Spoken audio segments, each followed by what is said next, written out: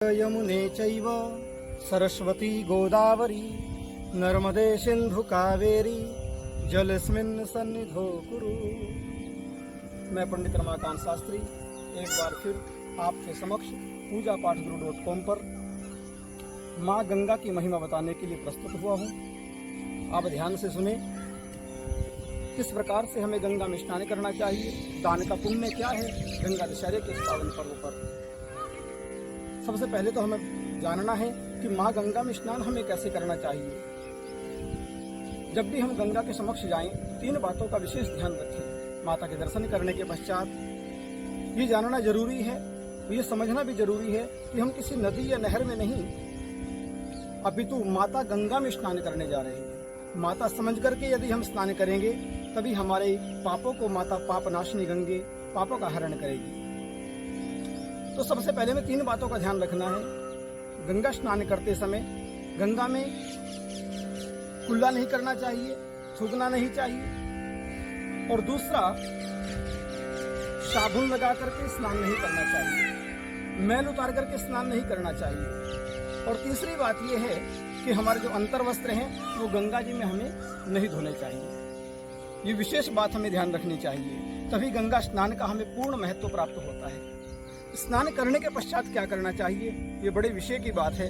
गंगा स्नान करने के पश्चात हमें 3 बातों का विशेष ध्यान रखना चाहिए। सबसे पहले स्नान, फिर दूसरा ध्यान, और तीसरा दान। और इस समय में मैं आपको एक और बताना चाहता हूं, चौथा है स्वच्छ अभियान। तो सबसे पहले तो हमें स्नान करना चाहिए और फिर हमें ध्यान करना चाहिए। गंगा, गायत्री, गीता और गाय। गंगा में स्नान करना चाहिए, गायत्री मंत्र का ध्यान करना चाहिए, गीता का पाठ करना चाहिए और गौ माता को दान करना चाहिए। ये विशेष बातें हैं। आइए सबसे पहले स्नान करें और फिर गायत्री मंत्र का कुछ समय बैठ करके हमें ध्यान करना चाहिए। अपने पितरों को हमें जल देना चाहिए, और घर से यदि हम कोई प्रसाद बना करके लाए हैं वो हमें दान देना चाहिए। जो भी वहां पर आवश्यकता जिसको है उसको दान करना चाहिए। विशेषकर गंगा, यमुना और सरस्वती, इन तीनों का स्नान मंत्र बोलते हुए तीनों का ध्यान करना चाहिए स्नान करते समय। आइए एक विशेष बात और बताऊं। ब्रह्मा, विष्णु, महेश ये त्रिदेव हैं। इन तीनों देवों से ही संबंधित माता गंगा है। माता गंगा भगवान विष्णु के चरणों से निकली है, इसलिए पापों का शमन करती है। दूसरा, ब्रह्मा जी के कमंडल में गंगा जी रही है, और तीसरा भगवान शिव की जटाओं में गंगा जी रही है। तो हमें स्नान करते समय जब हमारे चरण गंगा जी में प्रवेश करते हैं, हम गंगा जी में प्रवेश करते हैं, सबसे पहले हमारे चरण, उस समय हमें भगवान विष्णु का ध्यान करना चाहिए।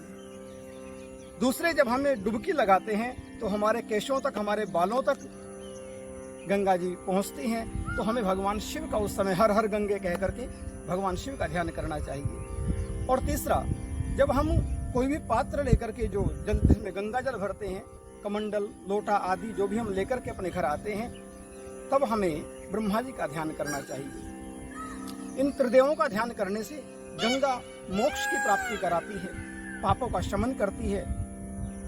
इस प्रकार से माँ गंगा का ये पावन पर्व गंगा दशहरे के रूप में मनाया जाता है।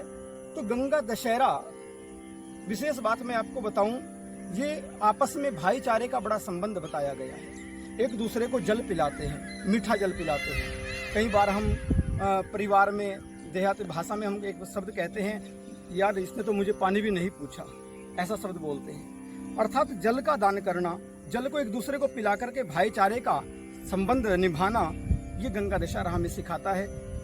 प्रकृति में रहते हुए हमें किस प्रकार, आपने कुछ दिन पहले एक दिवस मनाया गया था, पर्यावरण दिवस, तो उसमें हम वृक्ष लगाते हैं, पेड़ पौधे लगाते हैं। इसी प्रकार से ये गंगा दशहरे के समय में हमें आपस में मिलने का, एक दूसरे को मिलने का संबंध जोड़ा जाता है। इसलिए गंगा दशहरा के इस पावन पर्व पर आप सभी एक दूसरे की सेवा करें, उनको जल पिलाएं और माता गंगा में स्नान करें।